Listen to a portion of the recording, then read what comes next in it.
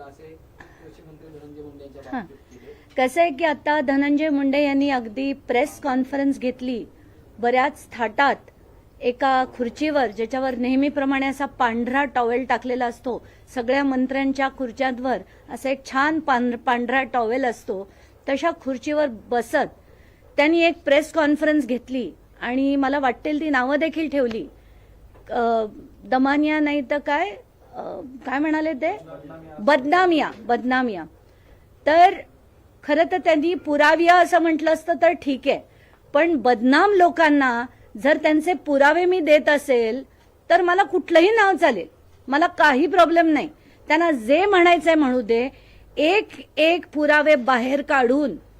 खरं कसं आहे की आणि तुम्हाला तुमची जागा दाखवणार आहे. मुद्दा नंबर 2, तुम्ही जितका वेळ एक मंत्री म्हणून काढला त्याच्या म्हणजे जेवढा वेळ तुम्ही कराड बरोबर काढला असेल त्याच्या 1/10 जरी तुम्ही मंत्री म्हणून तिथे बसला असतात ना, तर आज हे दिवस तुम्हाला बघायला लागले नसते. कारण तुम्ही जे बोलत होतात कसं खोटं आहे हे दाखवायला मी परत एक प्रेस कॉन्फरन्स घेतेय.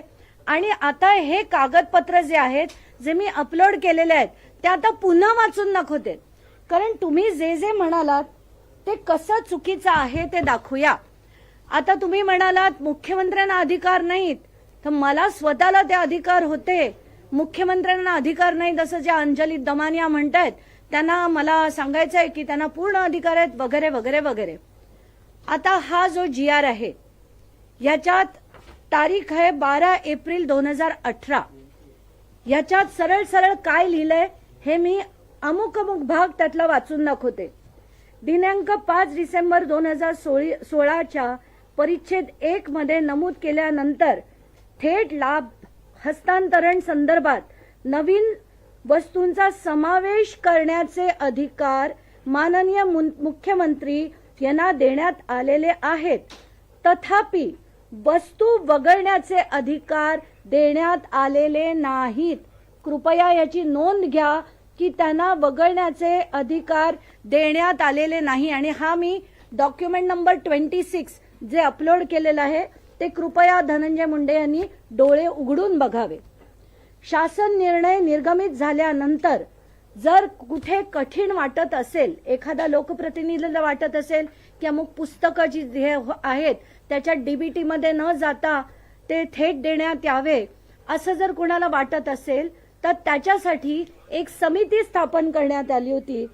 तर त्याबाबत माननीय मुख्यमंत्री यांच्याकडे शिफारस करण्यासाठी एक छाननी समिती स्थापन करणे शासनाच्या विचाराधीन होते. त्या अनुषंगाने ही समिती स्थापन केली जाते असा याच्यात सरळ उल्लेख आहे. म्हणजे ही समिती जोपर्यंत अग्री करत नाही किंवा मान्यता देत नाही तोपर्यंत कुठलीही वस्तू DBTच्या बाहेर वगळण्याचे कोणालाही अधिकार नाहीत. कृषी मंत्र्यांना नाहीत, मुख्यमंत्र्यांना नाहीत, फायनान्स डिपार्टमेंटला नाही, त्यांच्या अजित पवारांना नाही, कोणाला नाही.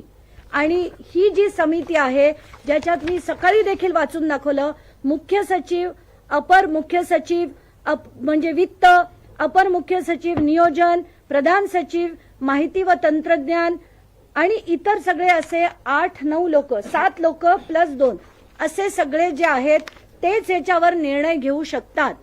आता हा जो पहिला GR होता त्याच्यात काय म्हणण्यात आलं होतं की अमुक गोष्टी ज्या MAIDC किंवा महाबीज हे स्वतः उत्पादन करतं अशाच वस्तू DBTच्या बाहेर राहतील.